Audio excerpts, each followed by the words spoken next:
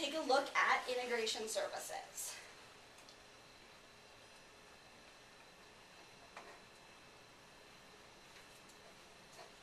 If it comes up for us. So when we're talking about integration services, we are using Visual Studio. We're going to need to install the SQL Server client tools to have access to our projects.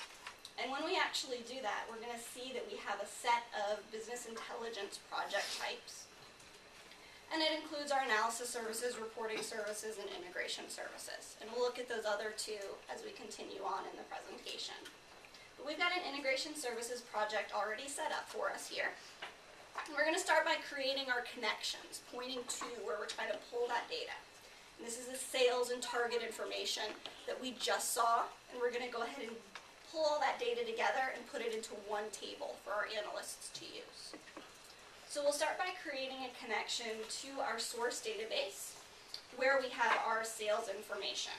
So we're going to go ahead and say we're just going to use AdventureWorks for this. And we'll want to also conform some of our data. What we're going to end up seeing is that we have state information, and we can't exactly see what all of that info is. So we're going to also connect to our source database. These are just regular old connections that we've created to our database. And then we'll go into our data flow. Because we're pulling that data out and manipulating it and doing the transformations, we're going to work in our data flow. So these are all of the items that we have available to us. So our sources here, we can see we can connect to things like Excel, flat files, CSV files, databases. And we'll start by connecting to our database. And let's go ahead and configure that one. So I'm just going to double click on that. And we do want to connect, we'll start with our AdventureWorks to pull out some of that sales information. We could connect directly to a table and pull out all of the rows within that table. Or we can create a SQL statement to pull back specifically what we'd like to. And I'm going to cheat here and copy out my SQL statement so that I make sure we get the correct information. But really all this is pulling out is the amount of sales and then the state that that is associated to. And if we look at our columns, we can see those fields that are coming back as well. Okay. So the other source that we care about is going to be that Excel spreadsheet with that target information. So we can also do this from within our sources. This is going to be an Excel source. And we'll pull this guy out. And we need to create a new connection manager for this, which will point to where that Excel file is. And we're pointed directly at it, but it's going to be our target info Excel spreadsheet. And we'll go ahead and say OK on that. And then if we had multiple sheets or if they were named specifically, we could select that as well. For us, it's just the first sheet that we have available. And let's go ahead and preview that information. And what we can see is that for this sales scenario that we're talking about, we satisfy or work with 5 different states, and those are the target values that we're trying to reach for each of those states.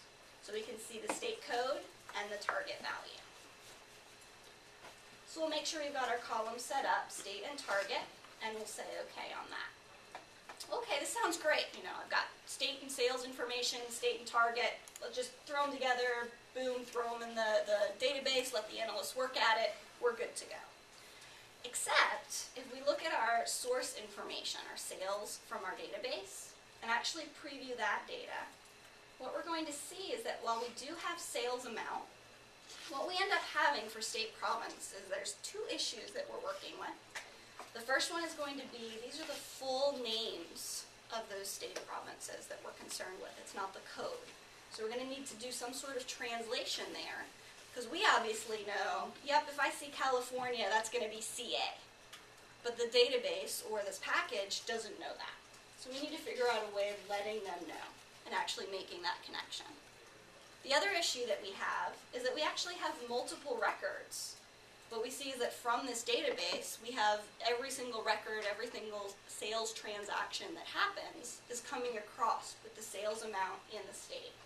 So what we need to do is roll up that information or aggregate it so that we have exactly what all the sales are for each of those states.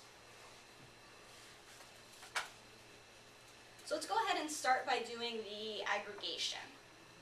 And how nice of integration services, it actually has a transformation for us to allow us to do that called aggregate.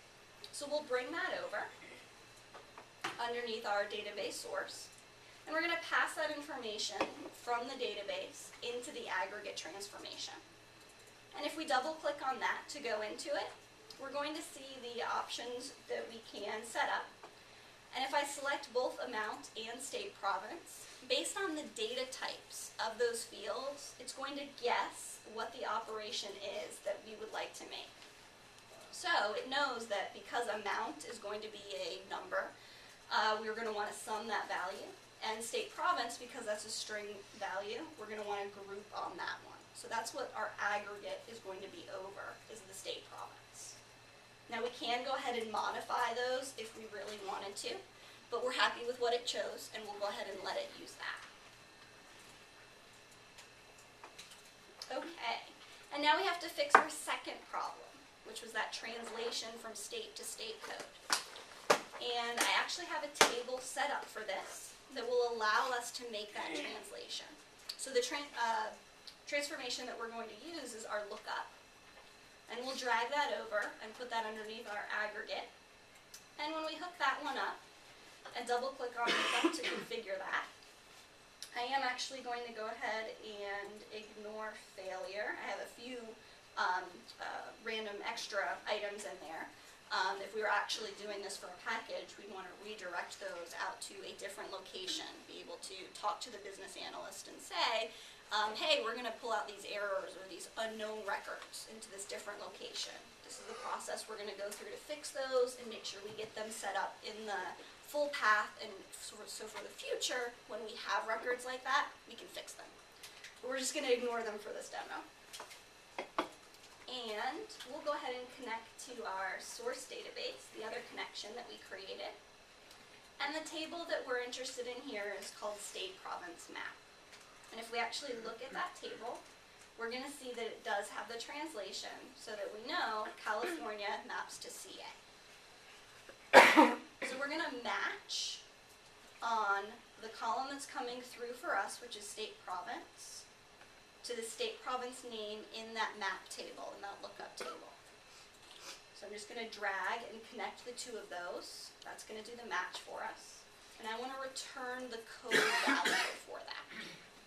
So essentially what we end up with when we come out of here is going to be the state province code value plus the total sales amount that we had just aggregated from the previous transformation.